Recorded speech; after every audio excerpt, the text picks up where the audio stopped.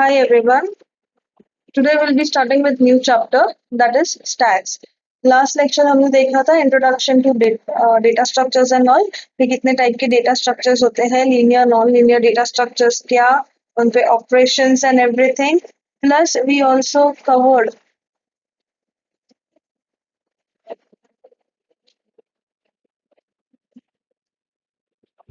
different structures of data that is top down approach, bottom up approach, कौन सा applications के लिए कैसे चाहिए and so on. So today we'll be starting with new topic, new chapters, new concept in detail. जो हमने types देखे थे data structure के वो one by one in detail देखने हैं. I will send you this reference book. जितना हो सके उतना इसी book से करना. The concepts are very clear, the language is very simple and you will understand it quickly. Now stack का basic मतलब होता है हमने देखा था last video में that when you store data one above the other form में एक के ऊपर एक तो इसका एनालॉजी भी हमने बताया था जैसे वो स्टैक ऑफ प्लेट्स रहता है सो स्टैक ऑफ प्लेट्स का मतलब है whenever you put a plate तो आप कैसे रखते हो एक के ऊपर एक रखते हो exactly and when you want to remove a plate तो you take the top most plate तो सेम चीज डेटा स्ट्रक्चर में अप्लाई करते हैं हम डेटा स्टोर करने के लिए in memory so stack is nothing but a linear data structure which uses the same analogy, same principle in which the elements are added or removed from only one end. तो उस end को हम बोलते हैं top. यानी ये top करके एक pointer रहेगा जो हमेशा point करेगा topmost element पे stack के. It is also called as LIFO mode because last in first out structure क्योंकि जो last element add हुआ है और by analogy you can say जो last plate add हुआ है that will be the first plate to be taken out. So the question over here is कि ऐसा structures हमें कब use होता है use होता भी है या नहीं so what applications need this kind of structures.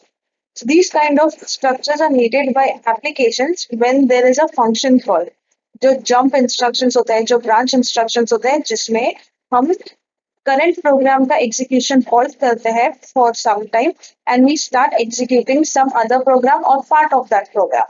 तो उस वक्त हम जो previous programs है उस वक्त कहीं पे memory में रखना जरूरी है. So in such applications we need this type of data structure. We need stacks. For example, assume करो कि एक program है या एक function है function A which is running but to complete it it needs to call function B.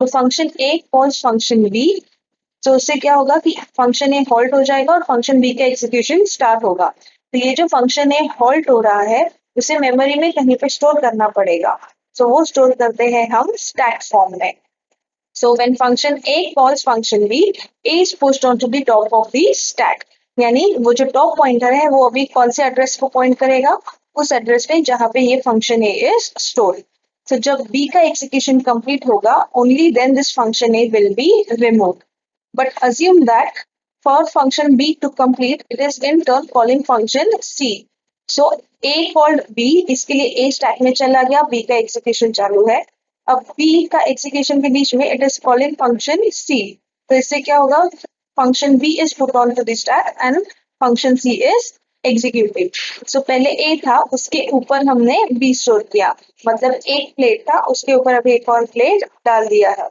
that kind of C in turn executing calls function B. So C is again pushed onto the stack. D execute होता है calls E. Again D is pushed onto the stack. So if you see ये जो pointer है ये जो arrow है that is nothing but the top pointer. तो पहले ये function A को point कर रहा था फिर जैसे ही function B stack पे आया it is incremented first and then we put function B over here. Then again it got incremented by 1 and again over here it is incremented by 1 which means every time the new element or new data is added onto the stack, the pointer is incremented by 1. Okay. So last example हमने यहाँ पे ये देखा था कि function D is calling function E and D is pushed onto the stack. So assume करो कि function E का execution हो गया है. So after that, what do we do? After function E is executed, we remove the top of the stack, element from the top stack. तो top पे कौन सा फिलहाल function D है. So when E is executed, D will be removed for execution. So ये function D बाहर आएगा, पहले ये execute होगा, फिर function C execute होगा. यहाँ पे डायग्राम्स में थोड़ा गड़बड़ है, ये डायग्राम के बाद डायरेक्टली ये डायग्राम आना चाहिए। तो when function d is removed, उसके बाद क्या आता है function c. So when d is done with execution, c will be removed.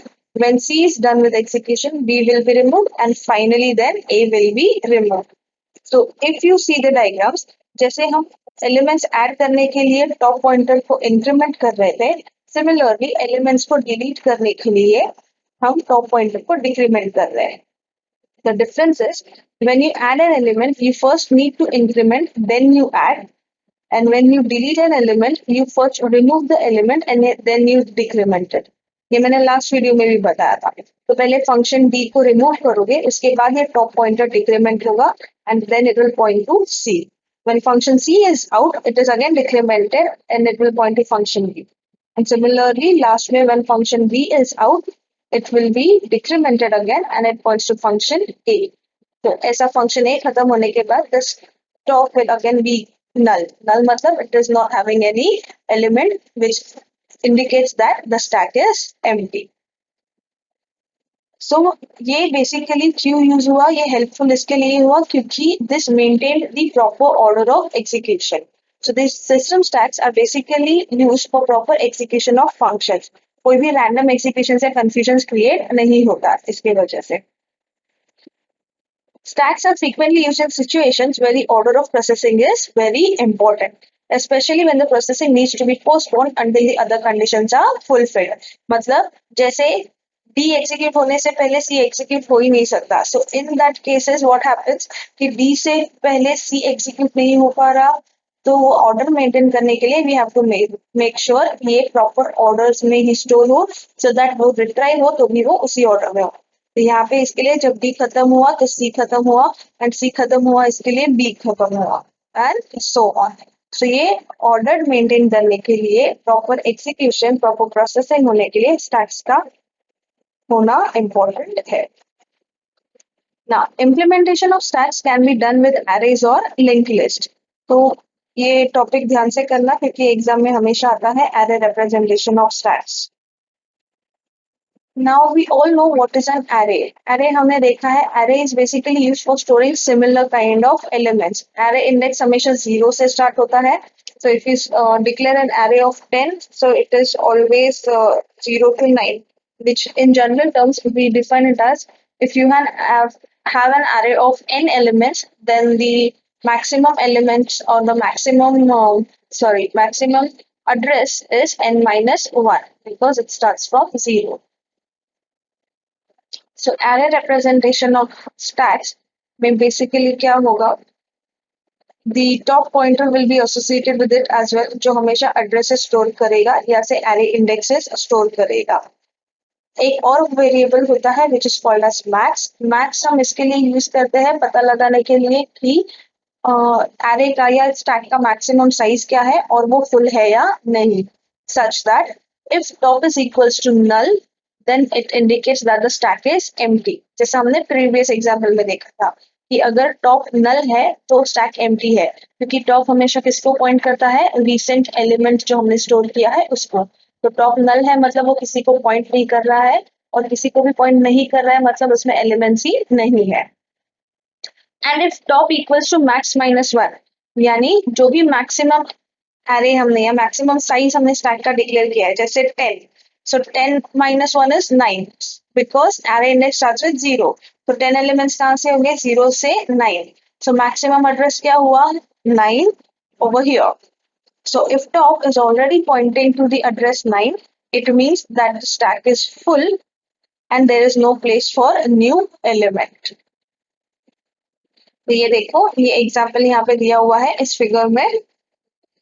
यहाँ पे 0 पे we have A, this is AB, ABC, ABCD and ABCDE over here.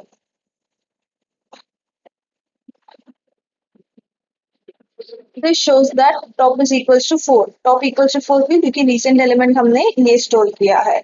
So अगर next element हमें store करना है, so what will we do?